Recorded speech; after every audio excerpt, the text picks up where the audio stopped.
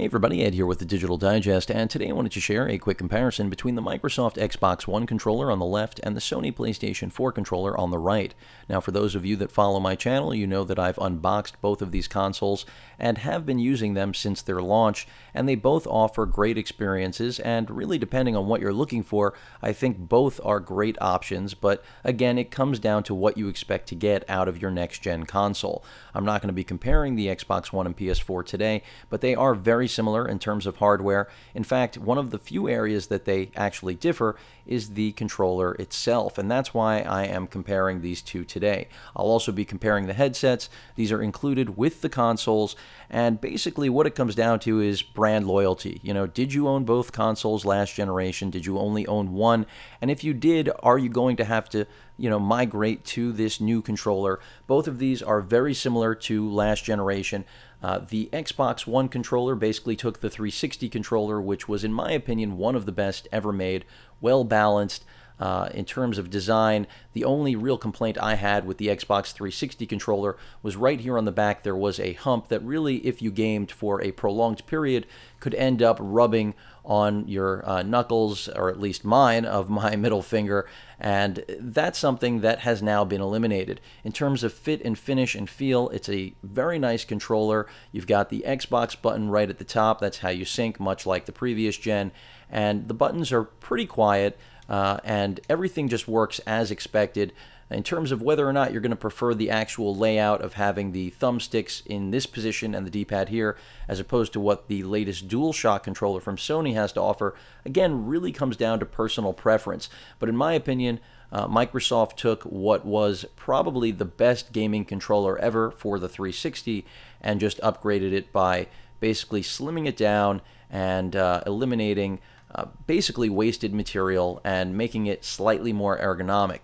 So a better fit to the hand, lighter, and really more functional, arguably. We've got some added buttons as well right here. And basically those have different functions within games as well as menus for the Xbox One.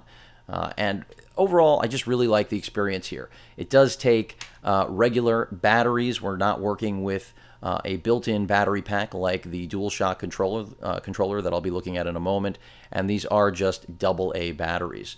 So in terms of the actual battery consumption, I have noticed that it does eat through them relatively quickly, especially if you're using the headset and multiplayer. In terms of range with the headset, pretty solid. The headset that's included is right here, and it's decent. I would say nicer than the one included with the PS4, which is literally a plug-in cell phone headset. I'll be getting to that. But it's certainly far from high-end is what I will say. It adjusts. You can see right here, you can rotate and position the headset and microphone. No real flexibility in the microphone itself. And it tends to, the fit is decent, far from perfect. I am anticipating, hoping, we see some nice wireless options coming out, but in terms of an included headset, it's pretty solid. Definitely better than the PS4 headset, and that speaks to the fact that Microsoft does have the more refined online experience. You can see right here, we've got the actual connection for the actual headset and your volume up, down, and mute button. When you hit the mute button, it does actually light up. And again, this is part of that redesign of the controller. Should light up. There we go. And volume up and down will actually trigger volume cues in the headphones, so you can get levels when you volume up and volume down. Beyond that, not much else to tell about this controller. Let's move over to the Dualshock. If you already were a PS3 owner, then this looks a lot like your old Dualshock controller. The big new addition right here, you've got this touchpad that can be used in games, also voice commands on controller. You can also pick up the camera for this, which Sony, for the actual console, which Sony does not market properly at all, but I'm not going to get into that today. Otherwise, really, again, it comes down to how comfortable you are. If you were a PS3 only gamer, or if you've been with Sony the whole way, then you probably think this is the best controller ever made because it took DualShock basically and just made it better. Again, refinements that are subtle. Someone new to this latest generation of consoles wouldn't really know how much work has gone into designing these controllers. Both Microsoft and Sony brag about R&D, Microsoft a little bit more so, but when it comes down to it, they're both great controllers. Again, different design cues, the D-pad in a different location here, and you've got that PlayStation button in the middle, as well as options and share buttons right up here flanking the touchpad, which is also clickable. When this is powered up, you can see a blue light is emitted. Your micro USB charging port right there, because the battery is internalized, unlike the Xbox One controller. And really, it comes down to what you're comfortable with. Even though I have been with Xbox since the beginning, I also was with Sony since the beginning. I did skip the PS3 generation. I'm not going to get into the reasons right now, but I'm with both in this current console gen war that we've got. And right now, I'm liking both. The headset for the Dualshock, as I mentioned before, or for the PS4, is pretty much pathetic. I mean, if you thought the one that I just showed you for the Xbox was disappointing, then you're really not going to be excited by this cell phone-like clip-on style, oh, it's knotted up, headset. Quality is fine. It's not quite as good as the Xbox One headset, but that's sort of to be expected.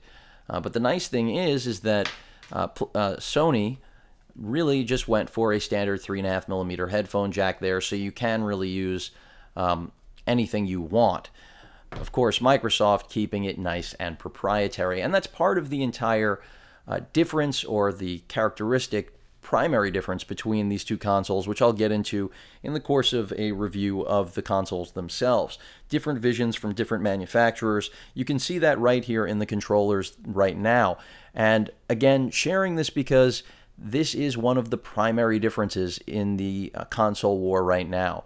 If you look at the hardware, they've got the same processor, the same graphics capability, although the PS4, in terms of capability, does have 50% more actual capability just because of the underclocking, not getting into that. So even though they're using the same hardware, 8 gigs of RAM, same processor, same 500 gig hard drive, really it's just different enclosures. And, you know, the Xbox One does have an external power supply, which some people can't stand. But in my opinion, if you're a gamer, you really don't care about that. You just care about the Xbox One not having technical problems. And that applies to the PS4 too. Everyone wants to just be able to get their console out and start gaming. So that's where, in my opinion, this actually does become something of great importance. Battery life tends to be better, at least from what I've seen with the PS4 DualShock controller. But some people might prefer the fact that you can always pop in batteries here, a little bit more convenient. So again, it comes down to personal preference. I intentionally bought all of my sports games on the PS4 so that I'd really force myself to get acclimated to DualShock, basically my return, since I was there in the past, but just PS3, not as much exposure as I would have liked. And that's in large part because of Sony being late to market. And that was a big win for Microsoft, as well as their live service. But again, I'm going off on the broader comparison. This is about how we interact, and even though I'm not talking about Kinect or the PS4 camera, which is another way to interact with the console, this is really the primary means. So two great controllers, two fantastic consoles that offer a lot, very similar software titles, and again, similar hardware, but very different controllers. So any questions or comments, please feel free to post them. And of course, as usual, please feel free to subscribe. Later.